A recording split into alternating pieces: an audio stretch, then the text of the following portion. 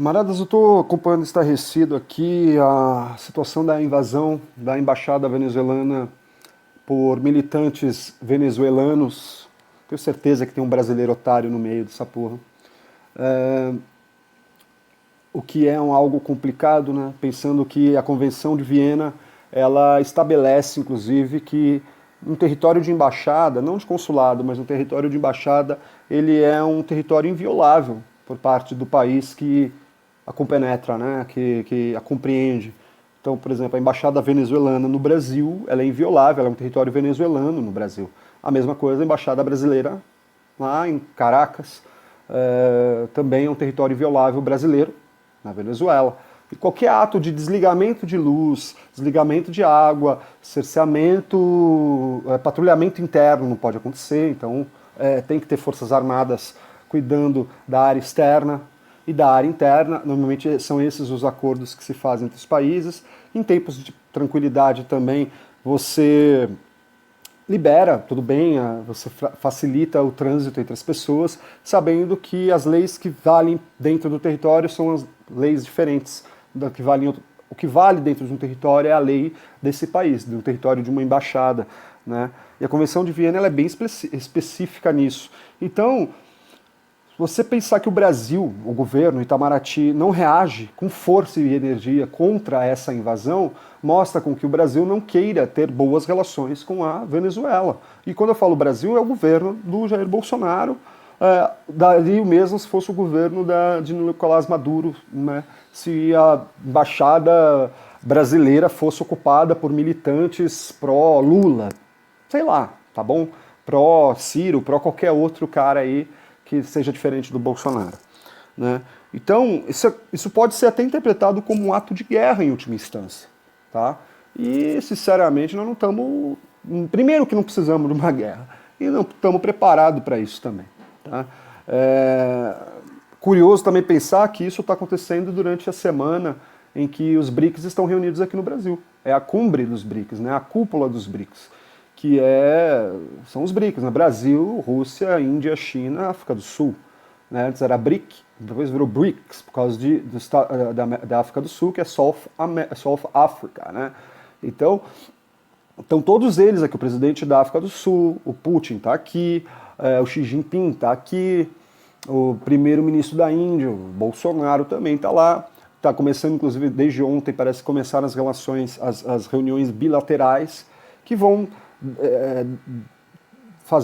vão passar para entender os acordos entre um país e outro. Acordos comerciais, acordos bélicos, acordos não fiscais, mas acordos assim da composição depois dos interesses de todos eles em conjunto, depois das reuniões bilaterais, a cúpula como um todo reunida para tratar interesses como o Banco dos BRICS, onde nós vamos nos financiar, esses países vão financiar obras um para o outro, né, através de um acúmulo de dinheiro que a gente tem que mandar todo ano, cada um para compor esse caixa, que vai ser um dinheiro mais barato do que esse dinheiro de FMI, dinheiro de Banco Mundial, dinheiro de empréstimo desses bancos caríssimos aí, Merrill Lynch, Banco Rothschild, Banco JP Morgan, Banco isso, Banco aquilo, coisas que a gente não precisa porque eles botam os juros aqui, enquanto isso para eles financiarem juros baixos lá para eles, né, para o povo deles, enquanto a gente está pagando muito alto, financiando a vida dos caras, a gente tem que usar o nosso subterfúgio, né? Então, um caixa comum né, do banco dos BRICS,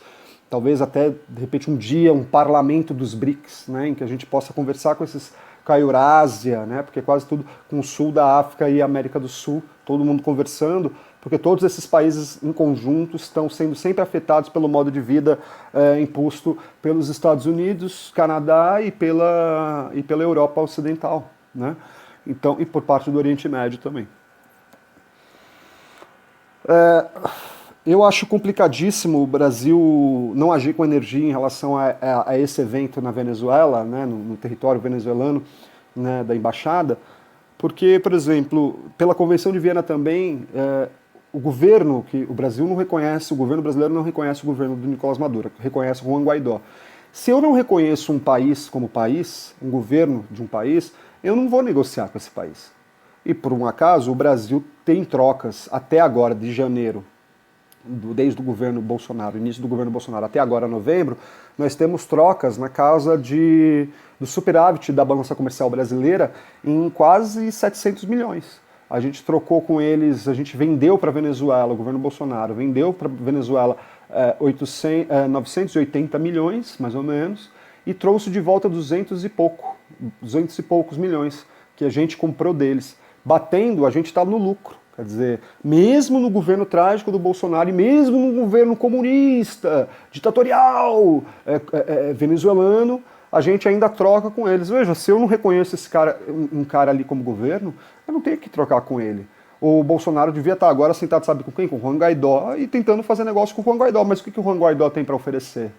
Só o dinheiro aprisionado pelos Estados Unidos das contas venezuelanas da PDVSA, que estão em contas fora da Venezuela. Faz parte, a Petrobras também tem contas em outros países, porque é para facilitar a troca, tá? Então, o Brasil, ele deveria dar o governo brasileiro deveria dar atender a interesses nacionais, fazendo com que as relações entre ambos os países ficassem boas, incrementasse o comércio. Lógico, sempre favorecendo o Brasil, por que não? Faz parte, é o capitalismo, velho, né? Mas o Bolsonaro parece não querer fazer isso. Uma coisa também para pautar o debate dos BRICS, porque agora, com certeza, boa parte da agenda que eles tinham para conversar, eles não vão conversar, porque o Putin e o Xi Jinping, que têm interesses na Venezuela, vão ficar perguntando por que você não fez nada, Bolsonaro? Por que você não fez nada em relação a essa invasão na embaixada? Por que essa invasão está acontecendo agora? Exatamente na mesma semana em que a gente está aqui realizando a nossa cúpula anual. Quer dizer, vai ficar um ano, né, sem ter a presença de todos esses líderes máximos desses países no mesmo território, agora talvez em outro país. Uma hora é aqui, uma hora é lá e tal. Quer dizer, eles não têm agenda fácil. Um presidente, o Bolsonaro, qualquer um desses, não tem agenda fácil. Eles têm agendas lotadíssimas. E para casar essas agendas são muitas conversas. Então, me parece que o Itamaraty, a pedido provavelmente até do próprio Bolsonaro, esteja atrapalhando a cúpula dos BRICS. Porque atrapalha, os BRICS, de certa forma, interferem nos interesses estadunidenses aqui no Brasil e na América do Sul, né? Preocupante isso, como é preocupante também, acho que eu já falei, na Bolívia, uma mulher aceitou, falou que ela é governo, sem quórum, e o Bolsonaro aceitou o governo dela com tranquilidade. Só que não teve quórum, né? Então, pela lei boliviana, se 2/3, que é o movimento ao socialismo, o movimento do Evo Morales, disse que não iria participar, e não participaram. Com isso, a casa devia estar fechada pela lei boliviana, pela Constituição boliviana, porque não teve quórum, e não tendo quórum, aí eu pego o regimento da casa e lê, eu não li, mas provavelmente é isso, deve ser muito parecido com o do Brasil, porque é assim que rolam nas democracias. Sem quórum, você não pode instalar uma sessão, percebe? E não é como um condomínio, uma sessão legislativa. Quem foi decide por quem não foi. Não é bem assim, né? Mas é como eles querem fazer parecer. Tudo bem. Então não aceita o governo do Maduro, mas aceita esse novo governo que não foi votado. O governo do Maduro foi votado. O governo do Evo Morales foi votado. Mas se aceita o governo do Juan Guaidó, que se autoproclamou, e de uma mulher que é deputada lá, tal, que também diz que, bom, já que não tem ninguém para ir, vou eu. E todo mundo aplaude. Uma pessoa que está ali, né? E que claramente é de oposição. Jurou sobre a Bíblia. Nada contra jurar sobre a Bíblia, mas o Estado é laico. Tem que jurar sobre todos os livros sagrados de todas as etnias do Estado plurinacional boliviano. Não, o que eles fizeram? Queimaram a bandeira plurinacional boliviana, a bandeira de Pachamama. Cortaram o cabelo de uma prefeita lá e pintaram a mulher de rosa. Cortaram o cabelo de uma mulher. Isso é de uma misoginia absurda. Eu não sou identitário, nada disso, mas espera um pouquinho. Você não encosta numa pessoa, sabe? É mais digno você dar um murro na cara dessa pessoa do que você ir lá e cortar o que confere para ela o signo da feminilidade dela, no caso, o cabelo comprido. Nesse caso. É a mesma coisa você chegar numa pessoa que é careca e botar uma peruca nela, falando, não te aceito careca, tem que ficar com peruca. É afrontar a essência própria do ser humano. E as pessoas estão achando que isso é legal, cara, que isso é normal, que isso está correto. Assim como também estão achando que está legal, que está correto, vou fumar mais um, porque é um assunto pesado, né? Eu recebi de um camarada que um site fascista já saiu do ar, e eu também não vou dizer qual que é o site aqui para não dar luz para esses filhos da puta, mas eles fizeram uma lista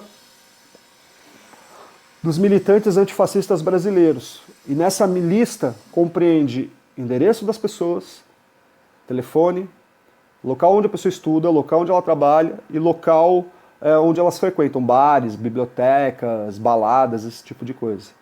Então, eu diria para os meus camaradas antifascistas brasileiros para eles tomarem muito cuidado, porque de alguma maneira alguém está dando informações enriquecidas e enriquecedoras para essa gente fascista, que não necessariamente é do governo, mas tem vínculos, dá para saber que tem vínculos, dá para imaginar, né? E essas pessoas provavelmente, se vacilar, eles vão começar a querer fazer incursões em tais locais para pegar essas pessoas e sumir com elas. Então, eu acho que cada vez mais é chegada a hora da militância antifascista, da militância nacionalista, e por que não dizer também desses comunistas, trotskistas, socialistas, pelegos também, porque tem os pelegos dentro da esquerda, né, dessas centrais sindicais, dos partidos, tal, quase todos pelegos, né? Tá na hora das pessoas começarem a parar com um modo de vida exuberante, tá na hora delas começarem a parar para pensar no que elas vão fazer para se defender como seres humanos. E como que elas vão se defender? E a melhor maneira de se defender também é caminhando em coletivo, como diria Chico Sainz, andando em coletivos. Tem que ser de maneira coletiva, tem que treinar artes marciais, tem que treinar autodefesa, tem que treinar técnica de dispersão, tem que treinar uma série de coisas, e o seguinte também, saber contra-atacar, né? Já que o governo do Bolsonaro pendeu de uma maneira para que militantes contrários a ele possam sofrer retaliações e ataques, se até para governos de países poderosos ele está deixando que isso aconteça, e a gente está deixando aí de repente a própria sorte, está na hora da gente saber se defender pessoalmente e também de repente contra-atacar, né? E aí assumir os ônus disso na justiça se eventualmente for pego. O que não dá é para a gente deixar com que eles nos aniquilem e a gente fique quietos. Né? Tem que lembrar daquele poema do Bertolt Brecht, se eu não me engano, que falava, olha, primeiro foram os gays, né? Eu não lembro exatamente o poema, foram os gays. E aí quem souber que poema é esse, põe aí nos comentários e já dá o like, se inscreve no canal e passa isso para os antifascistas, pelo amor de Deus, por favor, camaradas. A gente precisa começar pelo menos a ter conexão, a gente saber o que está acontecendo, para a gente trocar e saber quem são esses caras que estão atacando. Eu sei o que eu passei no meu processo, mas o poema, durante o meu processo, as ameaças à minha mulher, as ameaças a meu filho, as ameaças a mim, aos meus amigos.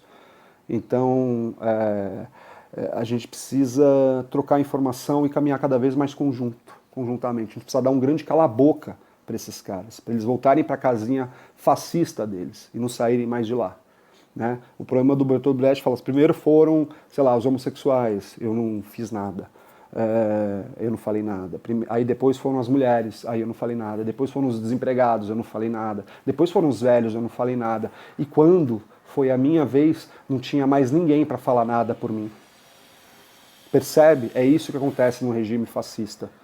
E o governo Bolsonaro, mesmo sendo trapalhão de proto-fascista, está começando a liberar certas situações e ajudar, inclusive, com quedas de governos, como na Bolívia, que o Ernesto Araújo, estava envolvido lá na queda, ele se reuniu com o Camacho aqui no Brasil meses antes, né? Lá estava um pichuleco exatamente igual ao do Lula, um pichuleco igual ao do Evo Morales. Você vê que tem uma coisa por trás rolando, esse negócio de Bíblia, misturar militar com Bíblia, com governo. É um mesmo modo. Lá tudo bem, um país mais católico do que neopentecostal, mas tem uma presença neopentecostal lá, como o meu camarada me corrigiu, Fidelis, meu amigo. Então, são coisas muito parecidas que estão acontecendo e a gente precisa barrar isso de alguma maneira. Não barrar a crendice das pessoas em Deus esse, Deus aquele, não, esse não é o problema. O problema é tentar misturar essas coisas com o governo. Dizer que se eles estão lá é porque Deus quis que eles estivessem lá. Peraí, Deus, se existe, amigo, Deus, a deusa, os deuses, eles são por todos, eles não têm preferidos. Um pai não tem que ter um filho preferido. Porque se um pai tem um filho preferido, todos os outros filhos vão se rebelar contra o filho preferido e o próprio pai. Nunca vai dar certo, não há família que tenha dado certo dessa maneira. Tá? Então, se um pai, a não ser que o pai queira ter um único filho, aí tem um filho único dele, aí ele está dado a sorte ou a vida dessa criança. Mas isso só um pai vai saber, né? Então tá bom? Eu vou desligar, mas por favor, compartilha, curta, inscreva no canal, mande isso aí pros caras, tá? Vamos ver se pega um pouco de vulto, a gente precisa fazer essas discussões, porque as coisas estão ficando um pouco mais complicadas. Tem muita gente chateada, depressiva por causa do que está acontecendo, e eu digo uma coisa só para vocês: é madrugada, camaradas, mas vai clarear.